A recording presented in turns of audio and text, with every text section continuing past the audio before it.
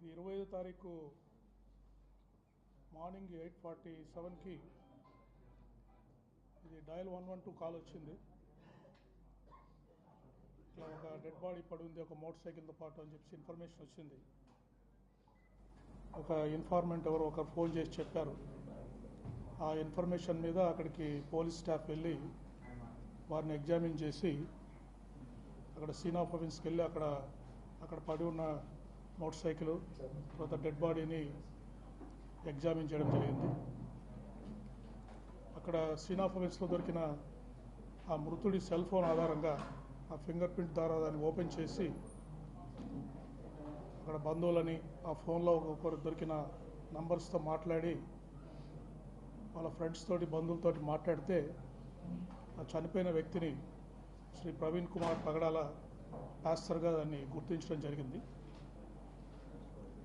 తర్వాత ఆ రోజు వారి బంధువులు ఎవరు అందుబాటులో లేకపోవడము, వారి హైదరాబాద్ వారి స్వస్థలం కావడంతో వారు సాయంత్రం ఇక్కడికి వాళ్ళ బంధువులు వచ్చిన తర్వాత ఆ రోజు కేసు రిజిస్టర్ చేసి నెక్స్ట్ డే మార్నింగ్ వారి బంధువులు ఇంకా వారి ఫ్రెండ్స్ అంతా వచ్చిన తర్వాత మనం ఇంక్వెస్ట్ ప్రొసీడింగ్స్ కండక్ట్ చేశాము.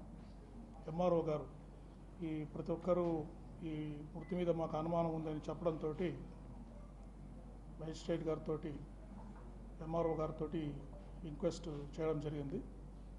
The team of doctors under videography ఇది పోస్ట్ మార్టం కూడా చేయడం జరిగింది. తర్వాత ఈ కేసు వీరి మృతి మీద వారి ఫ్రెండ్స్ కానీ ఇంకా కొంత ప్రజలకు కానీ అనుమానాలు ఉండడం వల్ల దీన్ని చాలా ఇంపార్టెంట్ కేసుగా పరిగణించి ఈస్ట్ గోదావరి ఎస్పీ గారి ఆధ్వర్యంలో ఒక స్పెషల్ ఇన్వెస్టిగేషన్ టీంని దీన్ని దర్యాప్తు చేయడానికి మనము నియమించడం జరిగింది.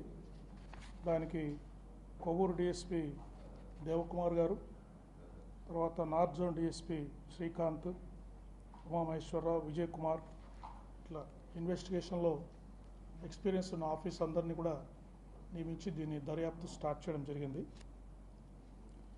అంతేకాకుండా ఈ కేసుని గౌరవ ముఖ్యమంత్రి వర్యులు డైలీ మానిటర్ చేస్తున్నారు. నిన్న కూడా ఎస్పీ ఈస్ట్ గోదావరి తోటి దాదాపు 45 నిమిషాలు వారి కేసును పూర్తిగా సమీక్షించారు. దర్యాప్తులో ప్రోగ్రెస్ ఏంటి నివేదిక తీసుకున్న తర్వాత త్వరగా వాస్తవాలు తేల్చి ప్రజలందరికీ విషయాలు తెలియజేయాలని చెప్పారు. అంతేకాకుండా మా డీజీపీ గారు ఇతర ఉన్నతాధికారులు కూడా ఈ కేసుని రెగ్యులర్గా ఫాలోఅప్ చేసి అప్పటికప్పుడు దీని మీద ఇన్స్ట్రక్షన్స్ ఇవ్వడం జరుగుతూ ఉంది. సో బేసిక్గా మాకు ప్రిలిమినరీ ఇన్వెస్టిగేషన్ వారు 24 తారీఖు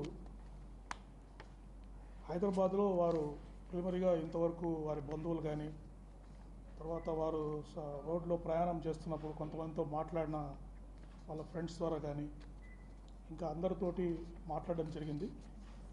సో వారు 24 తారీఖు మార్నింగ్ హైదరాబాద్ నుంచి అరౌండ్ 11 గంటలకు బయలుదేరినట్టుగా మాకు ఉంది. తర్వాత అరౌండ్ 1 o'clock అట్లా వారు చౌటుప్పల్ టోల్గేట్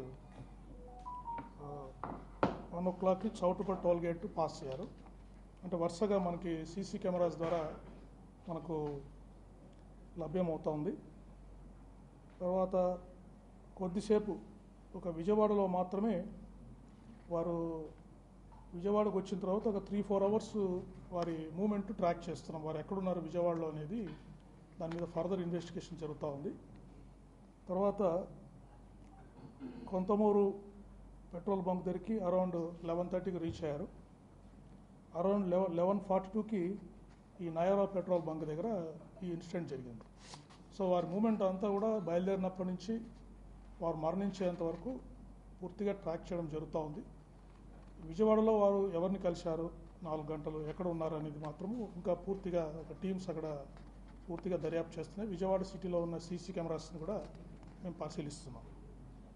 తర్వాత ఈ పోస్ట్ మార్టం కూడా ప్రిలిమినరీ పోస్ట్ మార్టం రిపోర్ట్ ఇచ్చారు.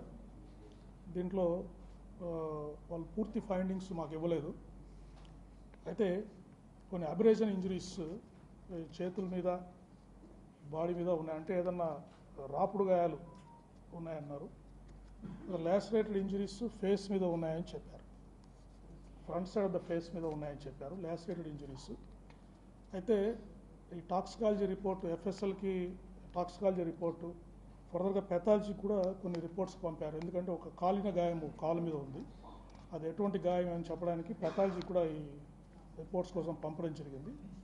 సో ఇవన్నీ పూర్తి రిపోర్ట్స్ వచ్చిన తర్వాత ఈ మనము ఇన్వెస్టిగేషన్ అంటే ఎందుకు వారు చనిపోయారనేది పూర్తిగా మనము నిర్ధారించడం జరుగుతుంది.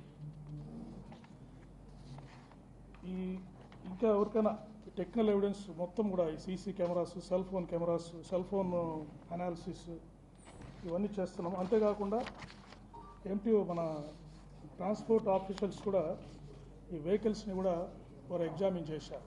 యాక్సిడెంట్ అయిన వెహికల్స్ని ఎగ్జామిన్ చేశారు. అతను డెంట్ మార్క్స్ ఉన్నాయా, అతను కార్స్, అప్పుడు మీరు సీసీటీవీలో చూస్తుంటే కొన్ని కార్స్ కూడా అక్కడ వారి మోటార్ సైకిల్తో పాటు పాస్ అవుతున్నాయి. అదేదైనా కొలిజన్ అవుతే మోటార్ సైకిల్కి ఏదైనా ఒక కార్ వచ్చి గుద్దితే అక్కడ డెంట్ మార్క్స్ ఏమైనా పడ్డాయా, తర్వాత ఏదైనా పెయింట్స్ ఎక్స్చేంజ్ అయిందా, మోటార్ సైకిల్కి ఆ కారుకు మధ్యలో ఏదైనా